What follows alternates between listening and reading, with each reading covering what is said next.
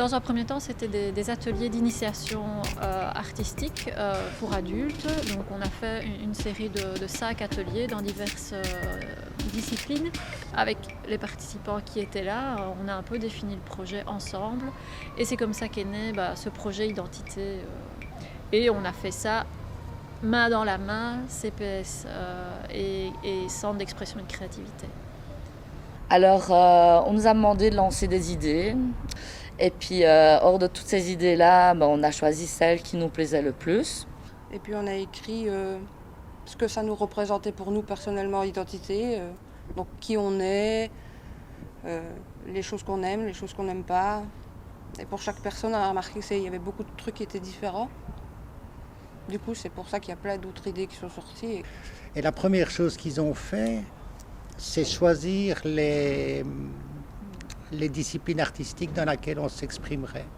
Donc on a découvert chaque fois la céramique, la photo, l'écriture, toujours de par le biais du thème de l'identité. C'est très personnel parce que c'était dans ma vie de tous les jours. J'ai photographié ce que je voyais avec mes yeux, donc sans réfléchir. On avait le même truc à faire chez soi et au final, on n'a pris aucune même photo. C'est là qu'on voit qu'on est tous différents au final. Et j'ai appris à aimer une photo que j'avais photographiée, justement mon pont. Ça, je trouve que j'ai bien fait. Sorti, au final, c'est mon côté photographe. Donc, Et le premier masque est supposé me représenter tel que les autres me voient.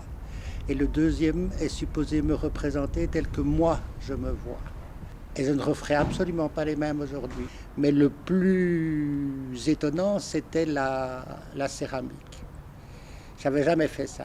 C'est sensationnel de faire de la céramique. L'argile, travailler ça, moi je trouvais que c'était retourner en enfance, quoi. La pâte à modeler, ça m'a super bien plu. Et je pensais pas que j'étais capable de faire un masque. J'étais étonnée de moi-même du projet. Donc là, l'idée que se remettre en question comment est-ce qu'on se trouve, c'est un peu difficile. Et puis le deuxième masque, c'était dans quelques années, comment est-ce qu'on se voit.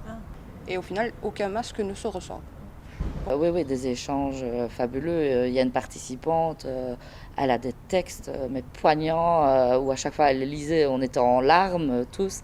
Et moi, justement, j'ai amené la gaieté là-dedans. Écrire aussi des textes, c'est assez personnel au final. Donc, On a au final une exposition, mais surtout un livre.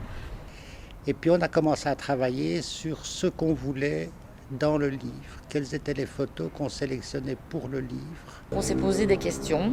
Et dans le livre, il y a les questions et on a essayé de répondre aux questions qu'on s'est posées en fait. Donc c'est grâce à la photo, à la céramique qu'on a pu répondre et au texte qu'on a pu répondre aux questions. On n'y croyait pas pour finir au livre qu'il allait arriver, quoi.